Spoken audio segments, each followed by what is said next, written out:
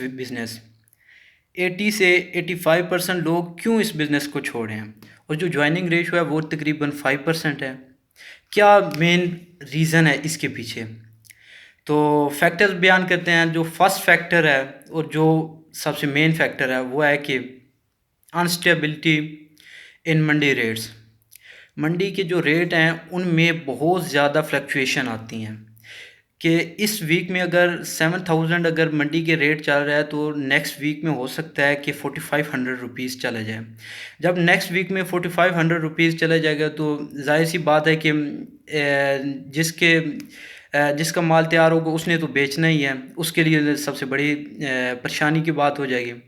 और जो कमिश्नर हजरात होते हैं उन्होंने अपनी तरफ से यानी कि वो कहते हैं कि हम मंडी के रेट इस तरह लगाते हैं कि जितनी गाड़ियां पहुंचती हैं मंडी में उस हिसाब से फिर हम उस मंडी के रेट लगाते हैं।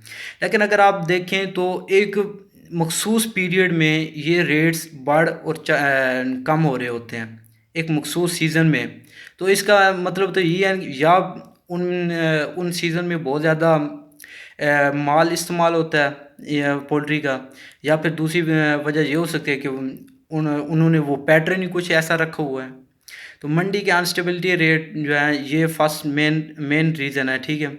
इस पे हम बात करेंगे कि क्यों ये एक मखसूस पैटर्न बना हुआ है। जो दूसरे जो इस बिज़नेस को एरेडिकेट करने की वजह है बहुत ज़्यादा जिसकी वजह से नुकसान आता है वो है कि डिजीज़ बीमारी जब लगती हैं तो यकदम ही एक पूरा फ्लॉक जो है ना वो मर जाता है। मोर्टेलिटी रेट जो है वो इंतहाई ज़्यादा हो जाती है, ठीक है। तीसरा है कि मेडिसिन्स हमारी मार्केट में इतनी ज़्यादा उस लेवल की नहीं आ रही होती कि अगर कोई बीमारी एक लग गई है तो उस बीमारी को कैसे जल्द से जल्द यानी कि दूर किया जाए। मेडिसिन एक बेहतरीन मिल ही नहीं रही, ठीक है। जो मेडिसिन मिल रही होती हैं उनका इतना बेहतरीन रिज़ल्ट नहीं आ रहा होता। तीसरा टेम्परेचर का भी आ जाता है। ये जो बिजनेसमैन होते हैं पोल्ट्री में जो है टेम्परेचर का नहायत अहम किरदार होता है। अगर टेम्परेचर ऊपर नीचे हो जाए तो फिर भी चूज़ा जो है वो ख़राब हो जाता है और मोर्टेलिटी रेट उसकी वजह से भी बहुत ज़्यादा हो जाता है।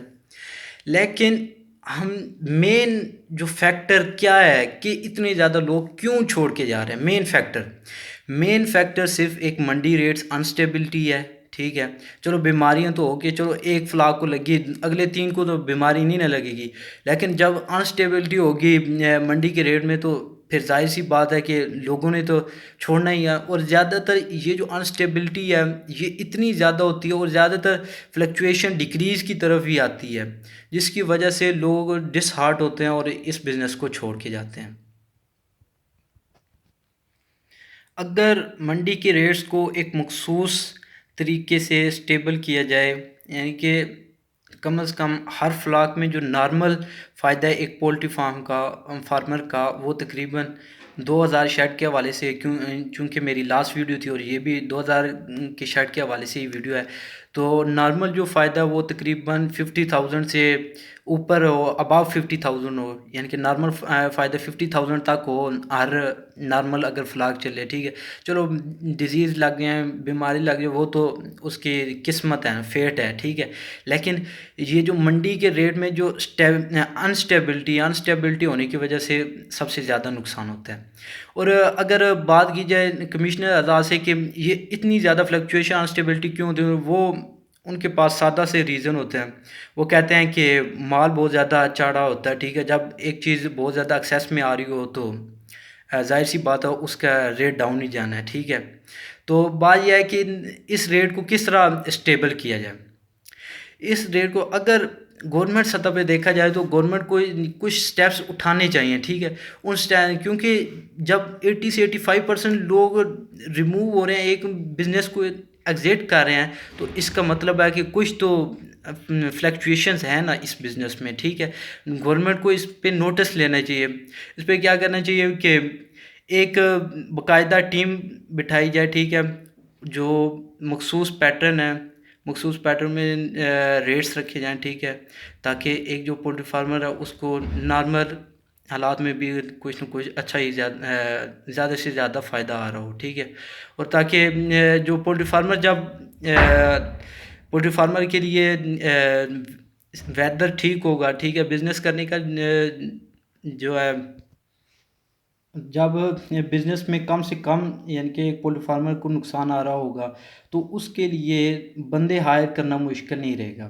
جب ایک پولٹری فارمر کے لیے بندے ہائر کرنا مشکل نہ رہے گا تو اس سے امپلائمنٹ جو ہے، امپلائمنٹ ریٹ بڑھ جائے گا، ٹھیک ہے. اگر گورنمنٹ یہ سٹیپ اٹھائے کہ نارمل جو حالات ہیں اس میں بھی ریٹ ایک باقاعدہ ایک سمجھنے کے ایک پیٹرن میں ہوں کہ اس سے کم نہ ہوں لیکن اس سے زیادہ، جس طرح یعنی کہ منڈی کمشنر حضرات وغیرہ جو بناتے ہیں منڈی وہ بنائیں، تو شاید اس سے یہ ہے کہ اس بزنس میں سٹیبلٹی کھڑی پیدا ہو سکے، ٹھیک ہے. اگر سٹیبلٹی نہ پیدا ہوگی ظاہر سی بات ہے کہ ان امپلائمنٹ جو ویسے ہی بہت زیادہ اور زیادہ ہو جائے گی، جس سے ملک کا اور زیادہ نقصان ہو جائے گا، ٹھیک ہے. تو آپ سے میری یہ گزارش ہے